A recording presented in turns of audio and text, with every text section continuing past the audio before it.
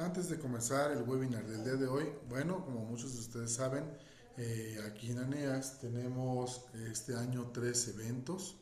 Este, Uno de ellos es el Encuentro Nacional por la Cultura del Agua, el cual se va a llevar a cabo en la ciudad de Tlaxcala, este, los días 23 y 24 de abril. Están cordialmente invitados. Este evento no tiene costo.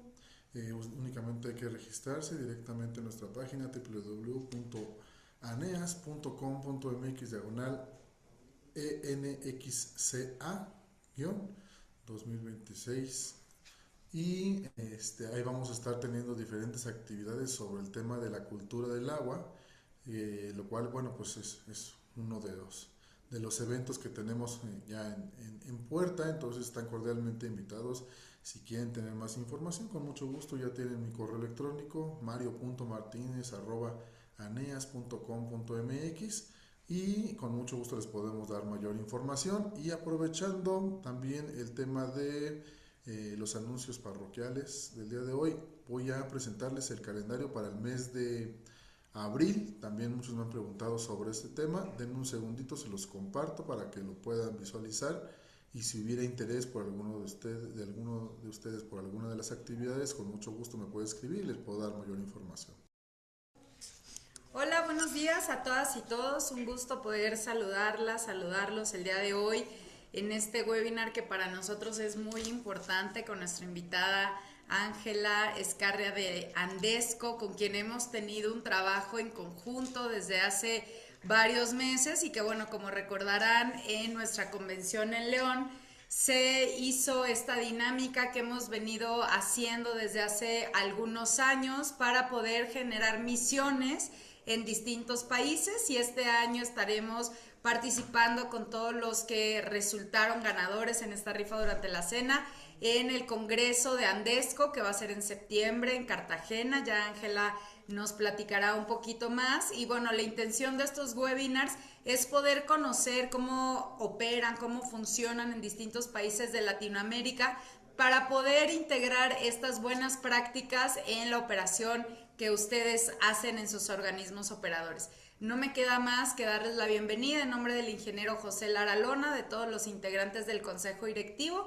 Y muchísimas gracias, Ángela, una gran aliada, una mujer líder, directora ahí de Agua de Andesco, con quien hemos pues hecho una muy buena mancuerna y gracias por darnos este espacio y compartir todas las experiencias desde Andesco para todos los asociados de ANEAS. Bienvenida, Ángela. Pati, muchas gracias. No, para nosotros es un honor y un placer estar en este espacio de ANEAS y ser invitados para compartirles cómo operamos, digamos, desde Andesco, pero también cómo es el modelo de prestación de servicios de agua y saneamiento en Colombia y en qué momento estamos, digamos, como nuestro sector y cuáles son esos retos que tenemos frente al avance de los servicios tan importantes para nosotros, para nuestras regiones. Como tú dices, este trabajo que hemos iniciado ya hace un año con los gremios de la región, para nosotros ha sido muy poderoso poder no solamente saber en qué estamos cada uno, sino también encontrar que muchos de esos retos son comunes, que el trabajo en red nos permitirá avanzar y sobre todo poner estos temas tan importantes del agua en la agenda política de cada uno de los países de los que hemos venido consolidando esta alianza.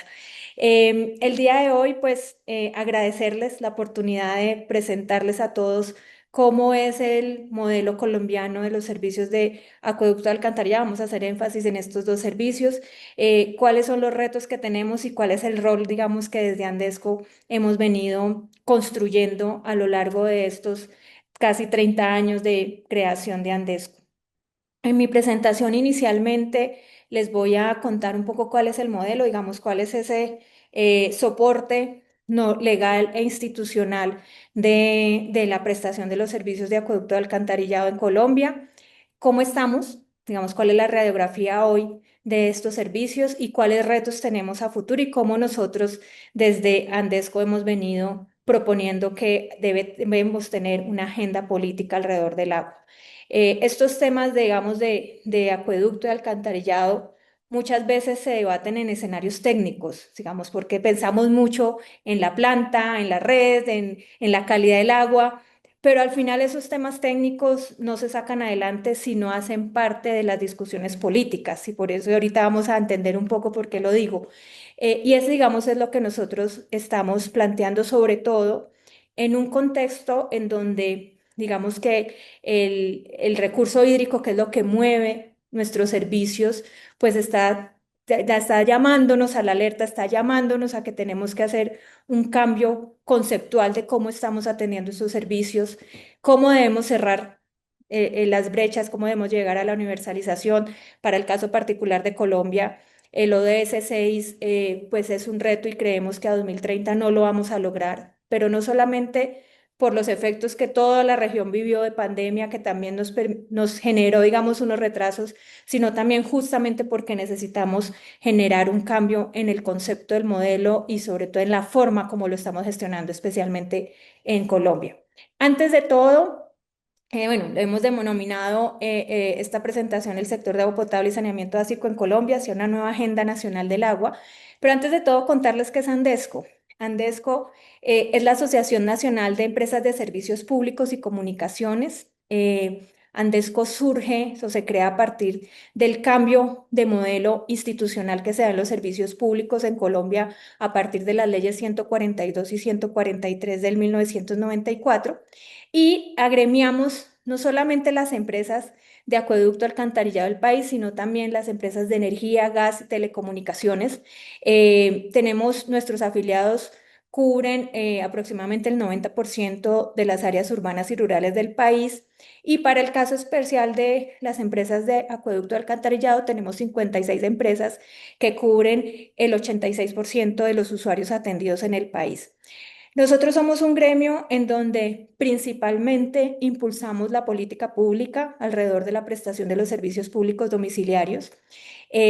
Somos digamos que ADN están todos los compromisos asociados a los objetivos de desarrollo sostenible y por tanto, digamos que impulsar todas esas acciones, no solamente normativas, regulatorias, sino técnicas que nos permitan garantizar la prestación eficiente de los servicios públicos, pero también la innovación, las nuevas tecnologías y la gestión sostenible de los mismos. Estos somos Andesco, somos un equipo no muy grande, estamos radicados en Bogotá, digamos porque pues principalmente las discusiones sectoriales de nuestro país se da en Bogotá, en el gobierno central, y digamos que tenemos no solamente la gestión que adelantamos nosotros estamos divididos en cámaras sectoriales, no solamente la gestión que hacemos propios en cada cámara, en nuestro caso las cámaras de acueducto, alcantarillado y aseo, sino también como ANEAS trabajamos muchísimo en el fortalecimiento de capacidades a través de la gestión de conocimiento, de la transferencia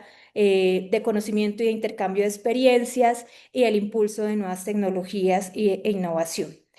Ya entrándonos en nuestros temas, contarles que Colombia, antes de 1991, que fue, digamos, una evolución o un cambio que tuvimos una reforma constitucional en 1991, a partir de un modelo que se pensó de apertura por todas las necesidades, digamos, de desarrollo, de competencia económica.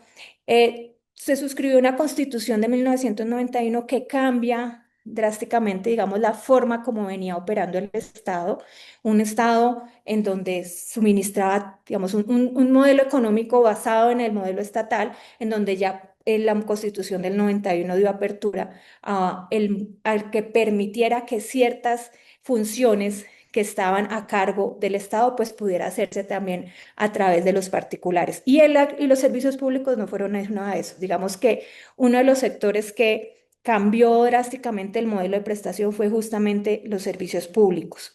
Y esa Constitución Nacional determinó en ciertos artículos cómo debería de gestionarse los servicios públicos domiciliarios, entre esos los de acueducto de alcantarillado. Primero, la Constitución define que los servicios públicos son inherentes a la finalidad social del Estado. ¿Y eso qué significa? Significa que el Estado, a pesar de que la gestión puede estar en manos de diferentes actores, como más adelante lo vamos a ver, la garantía de prestación de los servicios, devuélvete, por favor, la garantía de la prestación sigue siendo, digamos, a cargo del Estado. El Estado debe velar porque los servicios públicos vamos a centrarnos cuando hablo de servicios públicos de acueducto de alcantarillado, se preste a todos los habitantes del territorio nacional y se presten de manera eficiente. Y esa manera eficiente, pues también implica que el desarrollo, digamos, legislativo que posteriormente se dio a la Constitución incorpore, digamos, esas señales de eficiencia en la prestación. También la Constitución establece que el bienestar general y el mejoramiento de calidad de vida son objetivos fundamentales del Estado y por tanto el Estado debe priorizar la solución de las necesidades insatisfechas en materia de salud, educación y saneamiento ambiental y agua potable.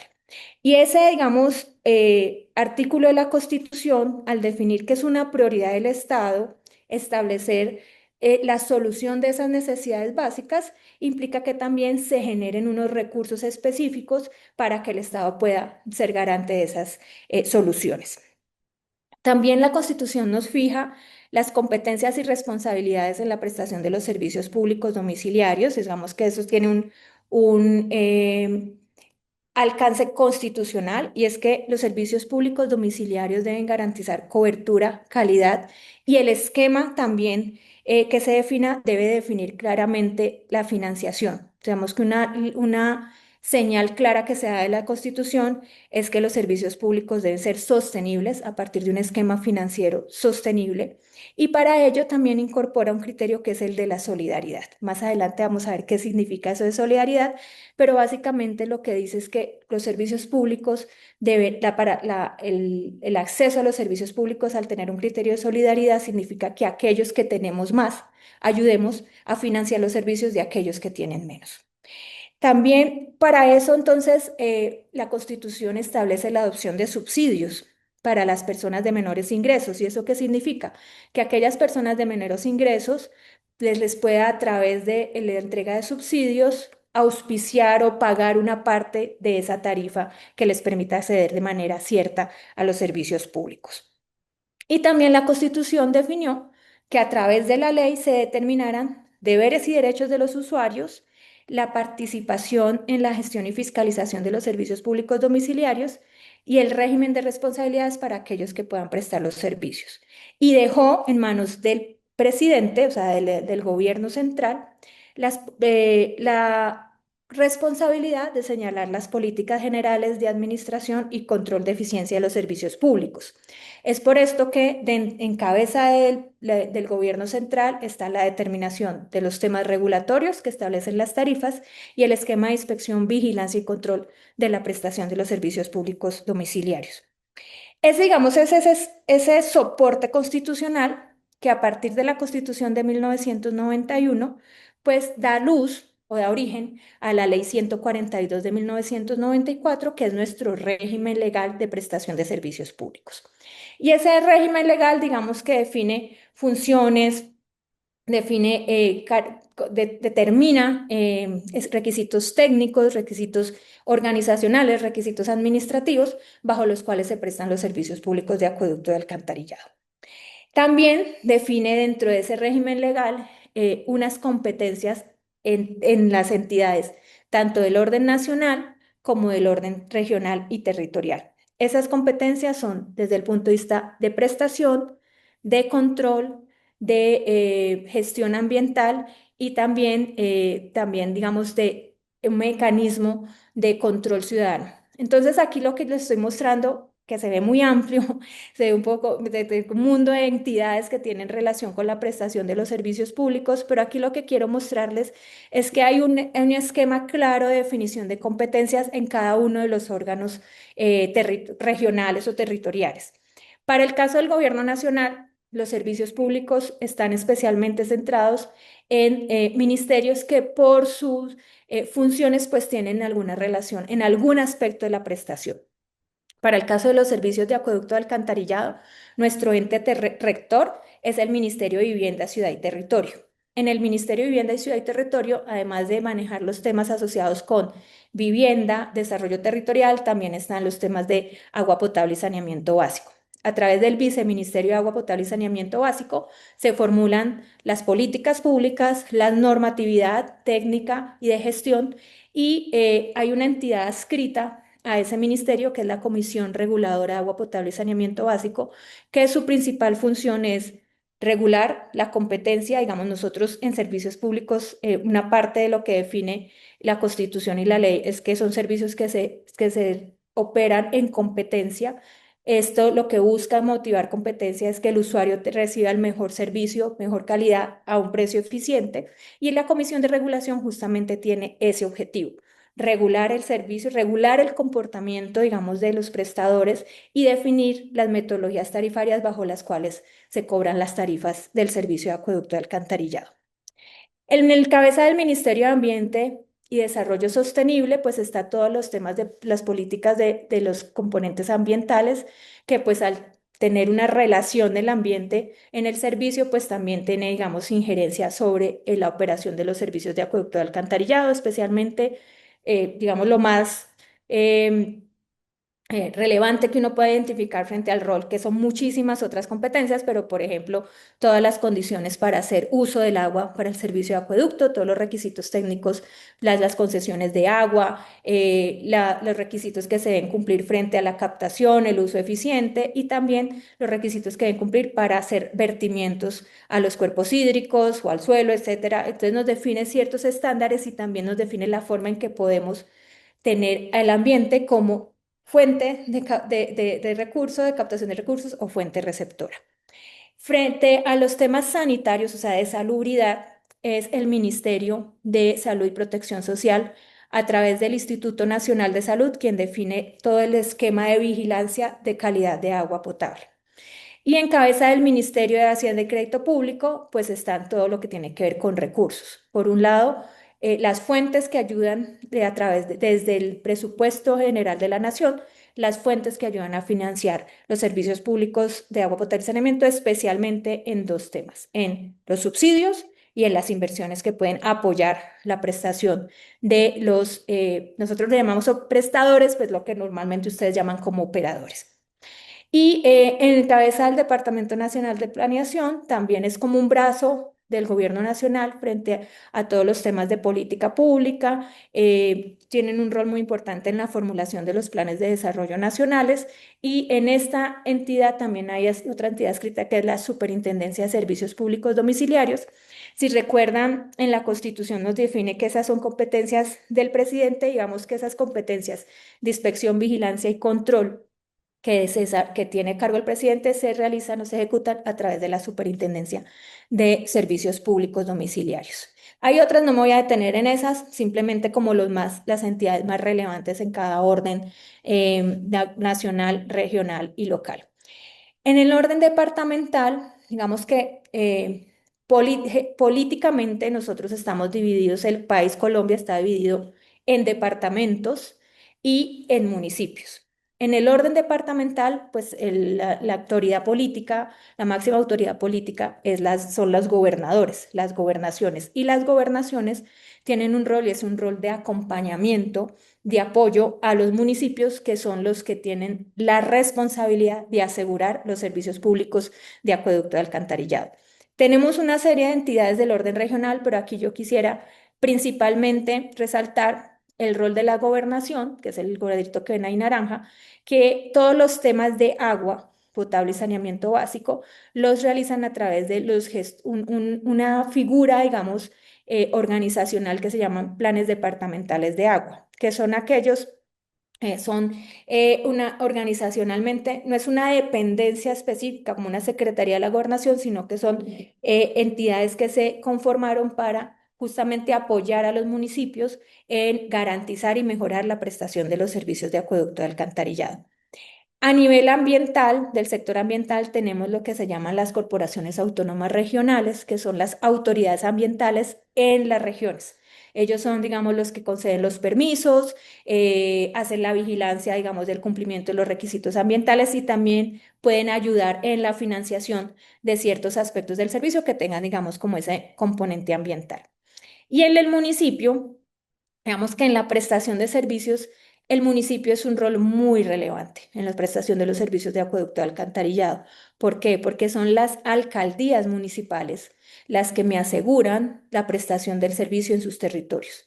¿A través de qué? A través de un prestador de servicios públicos domiciliarios. Entonces, en el artículo, en la ley 142, se definen diferentes tipos de personas prestadoras. El municipio no es un prestador.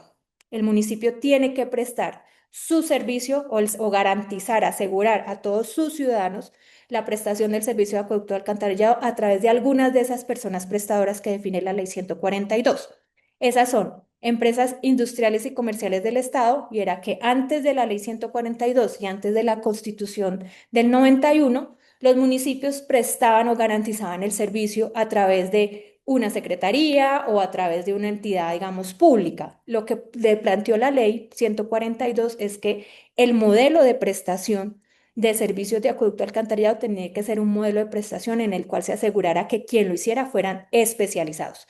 Entonces eso implicó una transformación para que esas dependencias o esa organización o ese, digamos, esa entidad que tenía a cargo la prestación del servicio se transformara en una empresa de servicios públicos. En este caso, esas que existían antes de la Constitución y de la ley se transformaron en empresas comerciales e industriales del Estado. También tenemos empresas de servicios públicos como sociedades anónimas que pueden ser públicas, o sea que su participación accionaria, si se puede decir así, sea 100% pública, pueden ser mixtas, o sea que tiene componente público y privado, o pueden ser prestadores, empresas de servicios públicos 100% privadas. Y tenemos también las organizaciones autorizadas que denomina la ley, que es lo que comúnmente nosotros aquí en Colombia conocemos como acueductos comunitarios. O sea, son organizaciones de base comunitaria, especialmente se da para nosotros en el país se da predominantemente en las zonas rurales del país, pero también lo tenemos digamos, en las zonas urbanas, pero pues digamos que la principal presencia está en la zona rural. Y en caso excepcional, como lo define la ley, lo puede hacer el municipio, pero solamente cuando, habiendo adelantado un proceso de convocatoria, de intención de entregar o de entregar a un prestador especializado, el servicio no se haya presentado ninguno. O sea, que es residual, digamos, esa competencia del municipio como prestador. ¿Qué hace el municipio para garantizar el servicio público? Ya tengo una empresa o un prestador en las empresas, AIC, bueno, las diferentes opciones.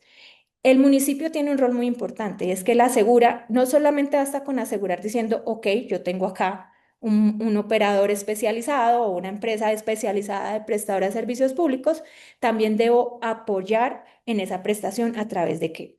A través del otorgamiento de subsidios, si se acuerdan, hay un criterio, un artículo constitucional en donde dice que el Estado deberá otorgar subsidios para ayudar a pagar o tendrá que tener un esquema de subsidios para ayudar a pagar a las personas de menores ingresos. Y recuerdan que había un artículo que hablaba de la solidaridad.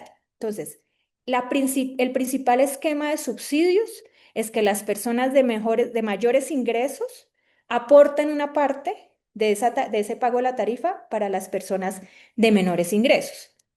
Lastimosamente no, es un poco la particularidad de nuestros países, es que pues son más las personas de menores ingresos que requieren un apoyo en el pago de las tarifas que las que pueden aportar ese valor adicional. Entonces, cuando hay un desequilibrio entre esos que aportan contra las necesidades de recursos de los que necesitan que les ayudemos a pagar, son los municipios digamos, que cubren ese diferencial a través de recursos de sus presupuestos. Entonces, por eso hay un rol muy importante en los municipios y es que cuando exista ese déficit, ellos deben de cubrir ese déficit a través de sus recursos del presupuesto municipal. También las alcaldías tienen un rol muy importante y es que los subsidios, bueno, ¿cómo yo entrego esos subsidios a las personas de menores ingresos? O sea, ¿cómo se identifican las personas de menores ingresos? En Colombia tenemos un sistema de clasificación socioeconómica que se llama estratificación.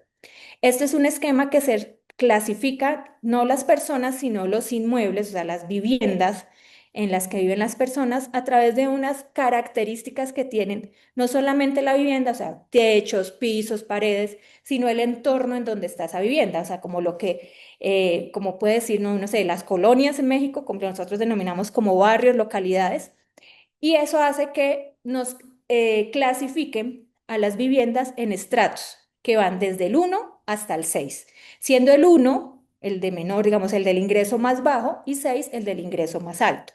Entonces, en el esquema de subsidios, los estratos 5 y 6 pagan un sobreprecio para ayudar a subsidiar al estrato 1, 2 y 3. El estrato 4 es un estrato que nosotros denominamos como neutro y es que no, ni paga contribución ni recibe subsidio. Entonces, ese esquema, digamos que para aplicar ese criterio de solidaridad y redistribución, como lo define la Constitución, pues necesitamos que los municipios estratifiquen sus municipios para poder que ya la empresa o el prestador, cuando facture el servicio, pues aplique ese sobreprecio o ese subsidio. También la ley 142, nuestro esquema, digamos, legal de prestación de servicios públicos, definió que mecanismos de control social. ¿Y eso qué significa? Que los usuarios que reciben el servicio público domiciliario puedan también intervenir en el control de cómo se prestan los servicios. Para eso se crean los comités de desarrollo y control social, y que son ciudadanos que se pueden unir, conformar como comités de desarrollo y control social, y lo que nosotros denominamos vocales de control. Ese vocal de control, ¿qué es? Es un ciudadano que digamos, se hace reconocer ante un prestador de un municipio, decir, nosotros somos este comité de desarrollo y control social, lo conformamos tantas personas y queremos hacer control sobre ustedes, prestadores. Entonces, pues se definen, digamos, las formas como se intervienen. De hecho, la normatividad nuestra también define que en las empresas públicas, 100% públicas, haya un vocal de control, o sea, entre los comités de desarrollo y control social que operan, digamos, en esa área o municipio donde está el prestador, se pueda elegir una persona que pueda ser parte de las juntas directivas de estas empresas. Entonces, si ustedes ven, en conclusión, bueno, adicional a eso tenemos eh, otras entidades que se llaman lo que nosotros denominamos Ministerio Público, que son las entidades de control y fiscalización. En el caso, tenemos en el nivel nacional, tenemos a la Procuraduría General de la Nación, que es la que supervisa el comportamiento de los funcionarios, o sea, tiene como una función disciplinaria. Tenemos la Contraloría General de la República, que es quien vigila el uso de los recursos públicos, y tanto la Procuraduría tiene una injerencia, digamos, en todo el territorio nacional, y la Contraloría también tiene, digamos que institucionalmente, presencia a través de la Contraloría General de la República, que hace, digamos, control sobre las entidades del orden nacional. Tenemos contralorías departamentales que ya hacen control sobre las entidades del orden departamental, y en algunos casos tenemos contralorías municipales. Ese es, digamos, el esquema como tal. Legal e institucional en los que se rigen los servicios públicos domiciliarios. Ahora voy a hacer zoom sobre las entidades, digamos, que tienen una injerencia específica ya muy determinada, como digamos, como en las competencias que se tienen por parte de los actores. Recuerden, tenemos uno a nivel nacional, entonces tenemos el Ministerio de Vivienda, que dirige las políticas, los programas y los proyectos normativos, y también subsidiariamente apoya también en la financiación con la ejecución de proyectos. El Departamento Nacional de Planeación, que define y orienta las políticas de desarrollo urbano, dentro de lo que se encuentra los temas de agua potable y saneamiento. La Comisión de Regulación, que delega las funciones frente a la administración, control y eficiencia de los servicios públicos. Y la Superintendencia de Servicios Públicos, que hace, digamos, ese rol de inspección, vigilancia y control sobre las personas prestadoras que prestan los servicios públicos domiciliarios. Recuerden, empresas industriales y comerciales del Estado, empresas de servicios públicos, sociedades anónimas, organizaciones autorizadas, municipios prestadores directos. En el orden departamental tenemos a los departamentos que brindan apoyo y asistencia técnica, financiera y administrativa a los municipios, y también tienen recursos, digamos, específicos para hacer esa función. Las corporaciones autónomas regionales, que son las autoridades ambientales en estos territorios, que ejecutan también planes y programas en materia ambiental, pero también son autoridad ambiental, o sea, vigilan el cumplimiento de las normas ambientales y generan las autorizaciones o permisos que se requieran frente al uso de los recursos naturales. En el orden local tenemos los municipios responsables de asegurar la prestación eficiente de los servicios con tres indicadores que para nosotros son muy importantes que miden, digamos, la adecuada prestación o el adecuado acceso a los servicios públicos de agua y saneamiento, que son cobertura, calidad y continuidad. Cobertura, que todos tengamos el servicio en nuestras casas, nuestros servicios son domiciliarios, o sea, que llegan al domicilio. Calidad, hay unos estándares, principalmente el más relevante en acueducto, calidad agua apta para consumo humano, agua potable, y continuidad, que este servicio sea suministrado 24 horas, los 365 días del año. Frente a los prestadores, como les decía, hay unos prestadores. Por último, los municipios recuerden otorgar subsidios, para eso también hay unas fuentes específicas fiscales para ello y la estratificación para esa focalización. Y los prestadores, pues cumplir toda la normatividad asociada a la prestación de los servicios públicos y adicional a eso, cobrar la tarifa del servicio acorde a las metodologías que define el regulador. Y por último, y no menos importante, los usuarios, que nosotros, para efectos, digamos, de determinar quiénes son, los denominamos suscriptores, pero al final el usuario somos todos, ¿no? Todos los que tengamos acceso al servicio, que tenemos deberes y derechos. El primer deber que tenemos es pagar el servicio para poder ser sostenible. En Colombia no hay gratuidad en los servicios públicos. En Colombia el deber de todos los ciudadanos es pagar el servicio con algunos apoyos, digamos, como lo que ustedes ven, los subsidios para aquellos que no tienen la facilidad de pagar la totalidad del servicio, pero pues es un deber, no hay gratuidad. Y también tenemos derechos, ¿no? Pues hay derechos de recibir un buen servicio, a atender nuestras solicitudes, a aplicar de manera adecuada las normas, que al final también lo que permiten es que se les garanticen esos derechos a los usuarios. Bueno, ya entré al esquema institucional, entonces ahora voy a hablarles ya, digamos, en qué estamos. ¿Cómo está Colombia frente a la prestación de los servicios de agua potable y saneamiento básico? A partir de todo este esquema de la Constitución del 91 y de la Ley 142 de 1994, que se buscaba generar un esquema institucional, normativo, pero también financiero, que permitiera adelantar todas las inversiones, primero, pues que necesitaba el país para lograr avanzar en el acceso a los servicios públicos, pero también una transformación desde el punto de vista también técnico, que quien prestara servicios públicos fuera especializado, que tuviera todas las condiciones operativas, administrativas y organizacionales que lo volvieran un especialista en esta prestación. ¿Eso qué nos permitió? Pues nos permitió avanzar en coberturas, que era el primer objetivo de la ley. Nosotros teníamos coberturas especialmente, sigue siendo un reto, pero pues digamos que en su momento especialmente los problemas que teníamos de prestación eran las ciudades donde vivía pues la mayoría de la población del país. Antes de la Constitución del 91, y creo que fue un hito que creó esta transformación, Colombia se vio enfrentado a un racionamiento de energía durante mucho tiempo. Nosotros teníamos un corte de energía en las noches, me acuerdo, pues obviamente para no afectar el desarrollo, la productividad económica del país. ¿Y eso por qué? Pues porque no habían los recursos, estaba un modelo estatal en donde no había suficientes recursos para adelantar todo lo que se requería la prestación de un adecuado servicio. Ese cambio institucional y legal pues nos permitió avanzar a nivel de coberturas. Estas eran las coberturas antes de entrar el esquema, después en 2018, porque fue donde se desarrolló un censo y pudimos determinar coberturas ya mucho más específicas, digamos, de las coberturas nacionales, y finalmente a 2024, que es el último reporte que tenemos oficial, pues coberturas especialmente, como les digo, casi que universales en las zonas urbanas, con algunos retos todavía en las zonas rurales para cerrar esas brechas.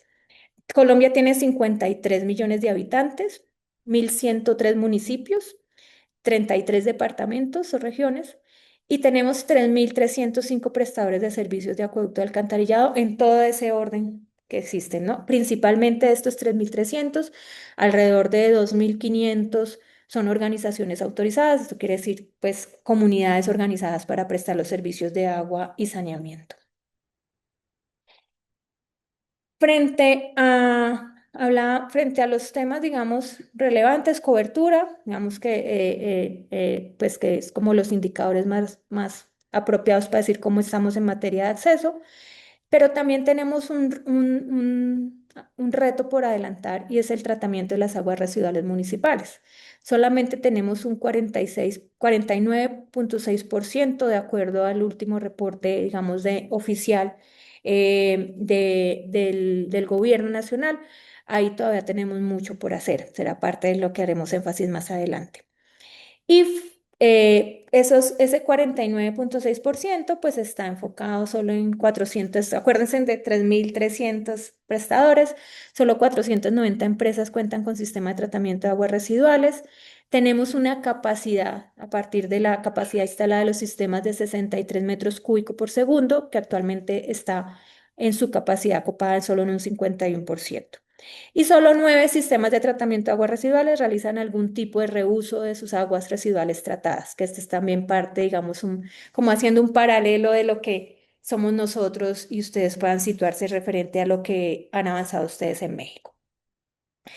Frente al cumplimiento de los Objetivos de Desarrollo Sostenible, un Objetivo de Desarrollo 6, en el cual Colombia se comprometió de llegar a la universalidad del servicio al 2030, pues tenemos una meta del 100% de acceso a agua potable, tenemos una meta 2030 de llegar al 92,6% de la población con método de saneamiento adecuado. Esto significa no solamente servicio de alcantarillado, sino poder tener soluciones individuales de saneamiento para aquellos población que no tiene, digamos, la posibilidad de un servicio por red, y un porcentaje del 68% de aguas residuales urbanas domésticas tratadas.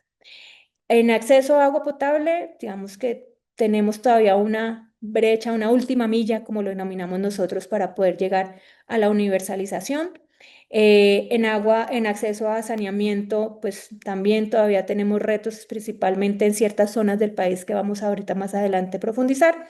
Y en aguas residuales, como les decía, también todavía estamos lejos de lograrlo. Entonces, en total, el cumplimiento a diciembre de 2024 del ODS 6 para nuestro país estaba en un 50,7%. Esto ya nos permite intuir de que a 2030 no llegaremos a las metas que nos habíamos trazado como país.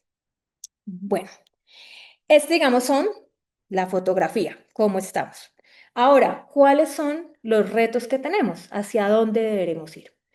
Como les decía, ¿se acuerdan esa brechita que todavía tenemos por avanzar? Pues el déficit de coberturas en acueducto, en alcantarillado o en agua y saneamiento, para no pensar solamente en soluciones basadas en sistemas de redes, está principalmente en las zonas rurales, pero tenemos también una particularidad tanto en zonas urbanas como rurales, y es aquellos municipios que han sido o han tenido las consecuencias del conflicto armado. Ustedes saben que Colombia lleva muchos años, no lo hemos aún superado, pero teníamos un conflicto armado en donde estaba mucho más marcado en ciertas zonas del país, principalmente las periferias, o sea, como los límites, lo que uno podría decir como la periferia del país, los territorios menos desarrollados, por decirlo así, y justamente en algunas partes caracterizado porque hay una menor población, unas condiciones, digamos, geográficas bastante retadoras, no digamos zonas urbanizadas principalmente, sino zonas selváticas, zonas con difícil acceso, digamos, digamos, de acceso por vías, digamos, cierto, de alguna manera zonas aisladas del país. Y estas zonas se han denominado, después de todo la suscripción de los acuerdos de paz, se ha determinado como una estrategia de cómo podemos llegar a estas zonas que tienen los atrasos más grandes en el país, no solamente en materia de agua potable y saneamiento, en salud, en educación, todos esos servicios esenciales que la Constitución define que es el Estado quien debe garantizarlos. Entonces, eso, digamos que lo que se ha denominado a partir de la política pública se llaman municipios PEDER, son 170 municipios, recuerden 1.103, que son municipios con planes son priorizados para un desarrollo, tienen una focalización o una atención especial de desarrollo con enfoque territorial. Y es como el Estado como todo, como un todo, no solamente, digamos, las entidades públicas, sino nosotros como Estado hacemos que estos territorios avancen o superen esas brechas, entre esas las de acueducto alcantarillado. Entonces, esa es como la panorámica que ustedes ven. Tenemos las coberturas nacionales y vemos cómo estos municipios PEDET en materia de coberturas, tanto urbanas como rural, pues son poco más rezagados que los demás municipios del país. Siguiente. Como les decía, tratamiento de aguas residuales, todavía nos queda mucho por hacer. En Colombia, nosotros, digamos que la principal ubicación o donde vivimos la mayoría de los colombianos es principalmente en dos cuencas. La cuenca Magdalena-Cauca se denomina así, digamos, porque es nuestro río, uno de los ríos principales que recorren el país, y la cuenca del Caribe. Ahí viven, o ahí están desarrolladas las ciudades que tienen más de 100.000 habitantes. Entonces ahí es donde generamos la mayor presión en términos de demanda de recursos y, por supuesto, la generación de aguas residuales. Entonces, en el tema de tratamiento todavía necesitamos avanzar. Tenemos una hoja de ruta a través de un plan maestro de aguas residuales domésticas que busca que a 2050 podamos avanzar en el 80% del tratamiento de las aguas residuales. Y ese plan priorizó en aquellos municipios de más de 100.000 habitantes se pudieran desarrollar los sistemas de tratamiento, priorizando 51 municipios a los cuales es urgente realizar la construcción y operación de sistemas de tratamiento de aguas residuales. Esos están distribuidos en todo el país, pero como les decía, si ustedes ven, principalmente están distribuidos en la cuenca Magdalena-Cauca, que tenemos 42 sistemas de tratamiento o 42 municipios a los cuales se les requiere dar una solución de tratamiento de aguas residuales, y en la cuenca Caribe, con 11 municipios o 11, digamos, soluciones en temas de tratamiento de aguas residuales. Y esa priorización que se dio en sistemas de tratamiento de aguas residuales, pues requiere una inversión que hoy no, digamos, no está cierta, y es alrededor de 26 billones de pesos. En 2020, cuando se planteó el plan, se hablaba de 20 billones. Obviamente ya actualizado a 2025, ya no vamos en 20, vamos en 26 billones. Bueno, digamos que eso es en términos de cómo llegamos para cerrar las brechas las brechas en acceso a agua potable y en saneamiento, que requieren, digamos, un esfuerzo importante, que requiere la concurrencia de todos los actores del sector. Pero también tenemos unos retos operativos que tienen, digamos, ya incidencia en lo que son las otras dimensiones del servicio, ¿cierto? Lo que tiene que ver con continuidad y calidad del servicio. Especialmente en acueducto tenemos un reto, y es la reducción de pérdidas de agua. Estimaciones nuestras, digamos, de qué hacemos con nuestros afiliados, alrededor del 28% del agua que se produce por parte de los prestadores, que se potabiliza, se pierde anualmente en las redes. ¿Por qué? Por pues fugas en la infraestructura de redes, pero también por fraudes que cometen los usuarios para no pagar lo que en realidad consumen. Fraudes que se hace a través de la manipulación de los medidores, conexiones en paralelo no autorizadas. Y también tenemos un factor muy importante, sobre todo en las principales ciudades del país. O sea, recuerden, teníamos un fenómeno de violencia que hace que estas zonas donde se viven estos fenómenos de violencia hagan que las personas migren, y migran pues a buscar mejores oportunidades, y después se asientan en aquellas ciudades pues donde hay un mayor desarrollo económico y que pueda permitir mayores oportunidades económicas, sociales, etcétera. Y eso hace que dentro de estas ciudades se generen asentamientos de origen informal que pues llegan, generan digamos que una solución habitacional y que pues requiere servicios. Entonces, lo primero que pasa en estos sectores es que hay una conexión no regularizada de agua, y pues eso también incrementa las pérdidas de agua. Estos son estadísticas que llevamos nosotros a partir de nuestros afiliados, digamos, no son estadísticas nacionales, pero este es un poco el comportamiento de los últimos años frente a los asentamientos. Esto es dinámico, tiene épocas en que se incrementan más, en que se dan, depende también de fenómenos muy localizados, de que hace que las personas migren hacia ciertas ciudades dependiendo de dónde se están dando estos fenómenos económicos, de seguridad, etcétera. Esta es una radiografía de los asentamientos que hay en las principales ciudades del país donde operan nuestras empresas afiliadas.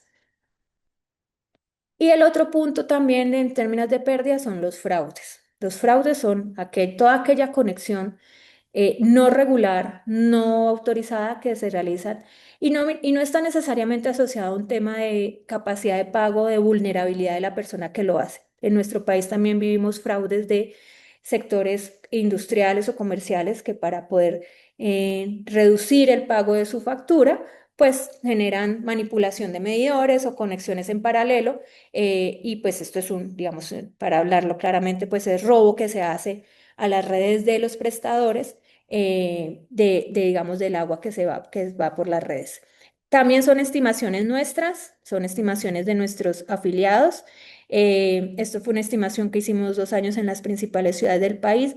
Estas son 6 ciudades, solamente una estimación de 6 ciudades de nuestro país, principales, capitales, en donde encontramos que solo el fraude en nuestras 6 ciudades puede suministrar el agua de 1 millón de habitantes, 1.600.000 habitantes. O sea, controlar los fraudes, solo estos fraudes de estas ciudades puede suministrarle el agua a una ciudad como Barranquilla. Entonces es un tema que también debemos abordar.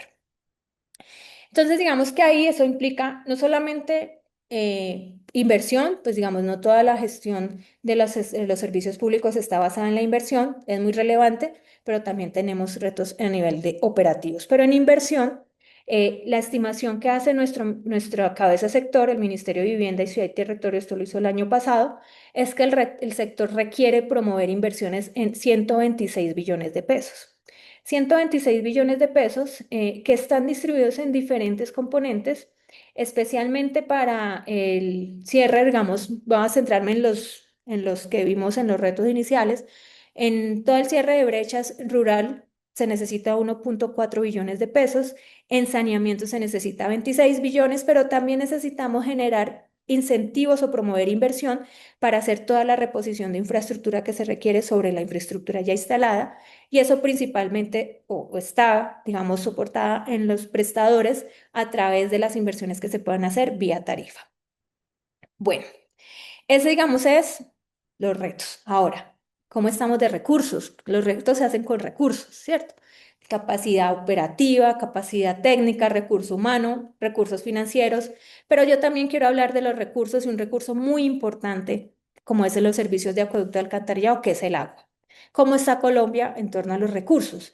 Nuestra oferta nacional, o sea, los recursos hídricos que soportan la prestación del servicio de acueducto, digamos que nosotros somos un país que siempre hemos hablado que somos ricos en agua. Nos dicen que Colombia tiene una posición privilegiada, que posee el 5% de la riqueza hídrica del país. Claro, tenemos ríos muy importantes como el Cauca, el Magdalena, el Amazonas, la Orinoquía. Tenemos fuentes hídricas muy importantes con una muy buena oferta, digamos, de agua.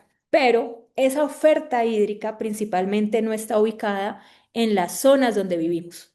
La principal oferta hídrica del país está en la Amazonía, que es zona protegida, en donde, digamos, no habita la principal población del país, y en la Orinoquía. Y por el contrario, nuestra mayor demanda de agua está en las principales cuencas del Caribe y Magdalena, y si ustedes revisan, pues es donde menos agua tenemos en términos de disponibilidad hídrica. ¿Y para qué se usa el agua en Colombia? La demanda hídrica en Colombia está principalmente en el sector agrícola. Somos digamos que el país con unas zonas muy importantes de desarrollo de agricultura. También en la generación de energía, nuestra matriz energética en Colombia está basada en el agua a través de las hidroeléctricas. Posteriormente todo el tema de producción piscícola y en el cuarto lugar estamos nosotros. La demanda de consumo de agua para abastecimiento, para consumo humano, está en el 8.8% de toda la demanda del país. Pero digamos que nosotros, como todo el mundo, no hemos sido ajenos a los efectos que ha tenido el cambio climático y pues ya digamos que ciertas zonas del país ya estamos viendo amenazas o riesgos de desabastecimiento por esa, digamos, periodos tan intensos de lluvia, de sequía, donde en algunos momentos del año pues también nos vemos en riesgo o la disminución de la oferta para poder captar el agua que necesitamos para el servicio. Y vemos cómo este ha sido, digamos, como un análisis que hemos venido nosotros adelantando de cómo se va incrementando los municipios que año a año van generando o van entrando a ese riesgo de desabastecimiento. Empezamos en 2014 cuando se empezaron a hacer los estudios por parte del sector ambiental, de cuáles identificando esos municipios de riesgo de desabastecimiento. Empezamos con 154 municipios. Siguiente. En el 2014, digamos, todos recuerdan las cuencas, entonces si ven que es Cuenca Caribe, Cuenca Cauca Magdalena, ahí es donde están los municipios de desabastecimiento. En el 2018 y posteriormente en el último corte del 2024. 423 municipios, perdón, el 2022, 423 municipios ya están presentando riesgo o escasez de agua. Miren cómo van incrementándose los municipios con riesgo de desabastecimiento. ¿Esto qué implica?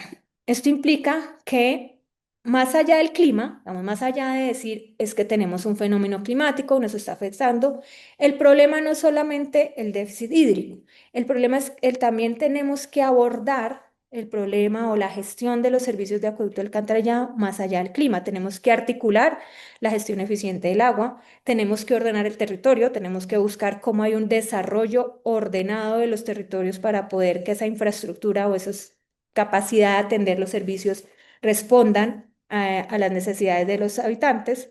Tenemos que controlar las conexiones ilegales, porque al final el agua no se desaparece, todos somos responsables, los operadores, el Estado y por supuesto los usuarios. ¿Cómo estamos de recursos? Ahora pasemos a la plata. Frente a los recursos, nuestro sector tiene 4 fuentes principales.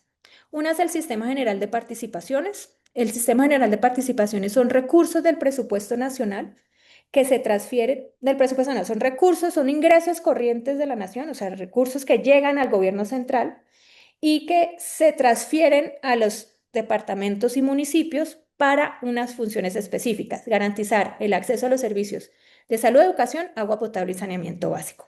Ahí les decía, cuando se acuerdan cuando empecé, que habían unas fuentes específicas para atender esas responsabilidades de asegurar servicios esenciales. Tenemos las tarifas. La principal fuente de sostenibilidad de los servicios públicos de acueducto alcantarillado es la tarifa que paga el usuario. Una tarifa que no es, digamos que no se determina deliberadamente por el prestador, sino que hay una metodología tarifaria que define el regulador, en donde el regulador determina cuáles son esos costos que están asociados directamente a la prestación del servicio, cuál es el costo eficiente que se le debería reconocer a ese prestador para que al final haya el incentivo para mejorar el servicio, generar inversiones, pero que no haya, digamos, que se haga también en eficiencia, pues porque digamos que esa es una parte de las determinantes que se estableció por parte del constituyente cuando se generó un régimen o se dieron preceptos constitucionales para generar un régimen específico para la prestación del servicio.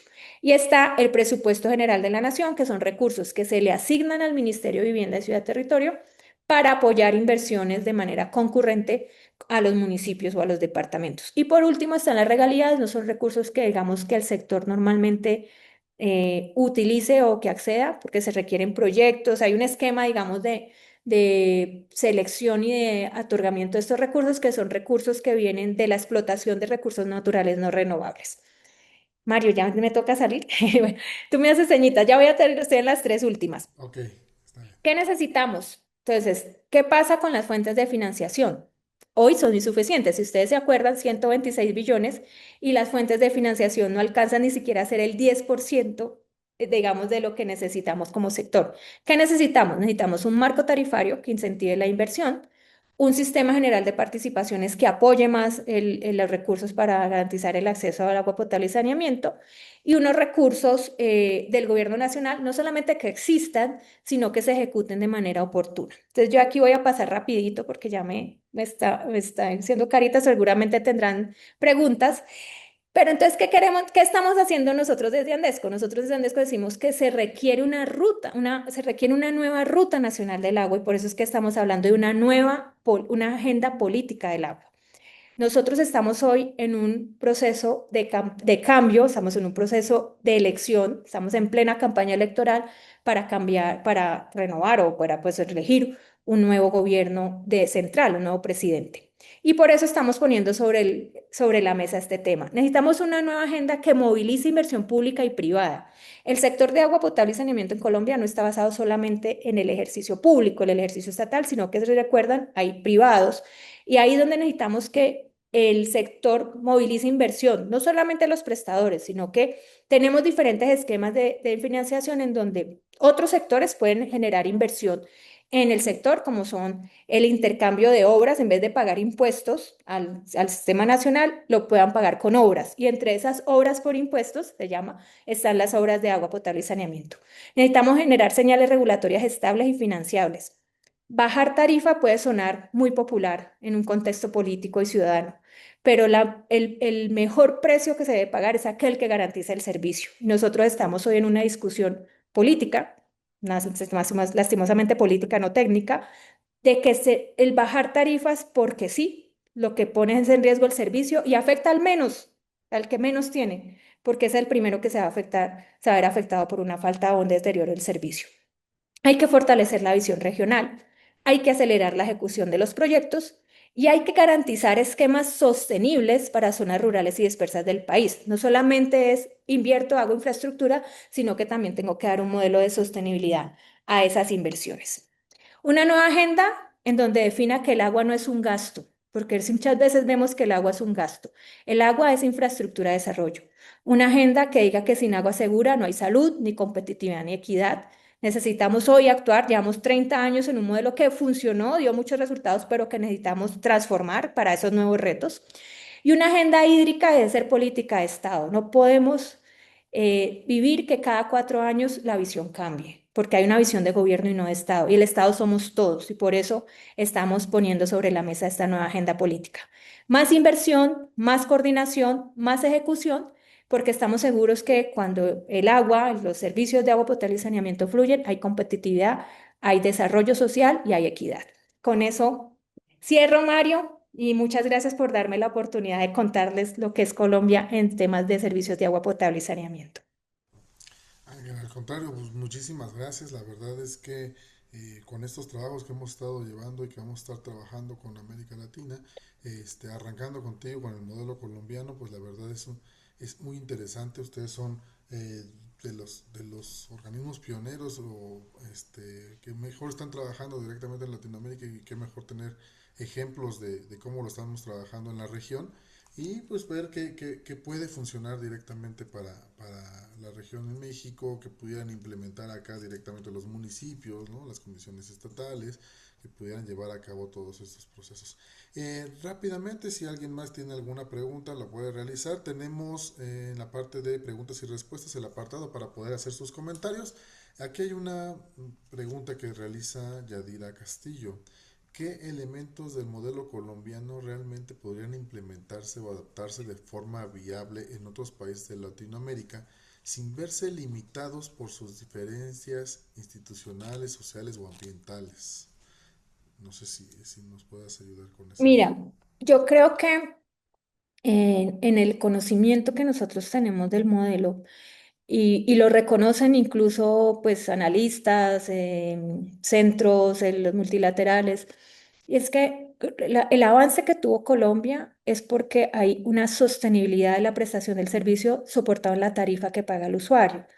Digamos que ese esquema de financiamiento de la tarifa con reglas claras, legales, regulatorias, permite que quien está en este sector invierta con certeza, ¿sí? Entonces, eso ha hecho que nosotros podamos generar las inversiones que se han requerido a lo largo del tiempo y en el país, con excepciones entendemos, pero porque básicamente ese modelo de sostenibilidad en donde yo invierto y sé que con la tarifa voy a recuperar y me van a reconocer todos los costos que requiere la prestación del servicio, creo que eso es lo que yo resaltaría del modelo colombiano, ¿sí? Nosotros, desde el momento en que arrancó el modelo colombiano con la ley 142, hay tres criterios, digamos que son tres no negociables del modelo. El criterio de costo, ¿eso qué significa? Que los costos que implica prestar el servicio son reconocidos. El criterio de suficiencia financiera y es que los prestadores, operadores, empresas, como nos llamemos, no van a hacer una operación o una prestación del servicio a pérdida y que como están invirtiendo tienen que reconocerles esa inversión, o sea, como cualquier sector económico que requiere inversiones y desarrollo. Y el otro es el criterio de neutralidad. Neutralidad es que todos los usuarios y todos los, digamos, todos los usuarios atendidos, independiente quien lo atiende, se atiende igual. Entonces, en términos, digamos, financieros, digamos, yo digo en términos tarifarios, y creo que eso ha sido un modelo que nos ha permitido que hoy Colombia esté en donde estamos. O sea, tenemos, digamos que retos, por supuesto, todavía por superar, pero al menos hoy el 80%, 90% de los habitantes del país hoy tienen un servicio garantizado. Muchas gracias, Ángela. También mencionan cómo se distribuye el presupuesto general de la nación entre las distintas obras de infraestructura hidráulica ahí en Colombia. Pues mira, eso es parte de mejorar la ejecución. El gobierno nacional tiene un mecanismo de financiación, es, digamos que a demanda, digamos, es yo voy, solamente se financia entidades del orden nacional, o sea, perdón, de las entidades territoriales. Entonces, el ministerio financia proyectos a municipios o a gobernaciones. Entonces, uno va, llega con un proyecto, un diseño de un acueducto, de un alcantarillado, ahí lo radica en el ministerio, se verifica pues los requisitos técnicos, hay como una normatividad asociada a la verificación y evaluación de los proyectos y hace fila, sí, está en la fila y en la medida en que se sale a prueba, se salen los recursos. Que es parte de lo que nosotros estamos planteando en la nueva agenda. Y es que si queremos lograr objetivos de país, no podemos seguir que el presupuesto del gobierno nacional, que no es el más importante, digamos que en proporciones, no siga financiando cositas, ¿sí? Yo creo que hay los otros esquemas de financiación son suficientes para que cada uno, digamos, a través de su financiación, SGP, recursos municipales, prestadores, tarifa, hagan como esos proyectos reposición de redes, o sea, como proyectos, digamos, de impacto, pero que no requiere tantos recursos. Los recursos del gobierno nacional deberían de estar enfocados a proyectos estratégicos con alto impacto. Eso es lo que nosotros estamos planteando porque hoy en día es uno a demanda, se resignan a demanda, en fila, y pues si tú tienes de pronto ahí mayor afinidad política o te ayuda un congresista, pues en la fila se te adelanta el puesto de la fila. Pero ese, digamos, es en términos muy coloquiales de pronto y sencillos, pero cómo se ejecutan los recursos del presupuesto nacional. Pues muchísimas gracias, Ángela. La verdad es que es un tema muy interesante el conocer cómo están trabajando en otros países con el tema hídrico. Vamos a seguir trabajando con otros países, vamos a presentarles otras propuestas que se están llamando. Y bueno, la verdad es que pues el tiempo no nos dio, ya se nos está comiendo acá. Y pues te agradecemos, Ángela, la verdad, la participación. Estaremos compartiendo esta presentación con las personas interesadas y pues sin ningún duda pues a seguir trabajando en conjunto. Estaremos por allá viendo y mandando misiones con gente de México para conocer cómo están todos los trabajos directamente con Andesco y pues seguir colaborando, ¿no? De antemano, muchísimas gracias, Ángela. Seguimos en comunicación, en contacto, y muchísimas gracias a todas y a todos ustedes aquí presentes en el webinar el día de hoy. Con mucho gusto, el gusto fue nuestro, que disfruten el almuerzo y no, por acá saben que estamos atentos a todo lo que podamos ser útiles y que podamos atender.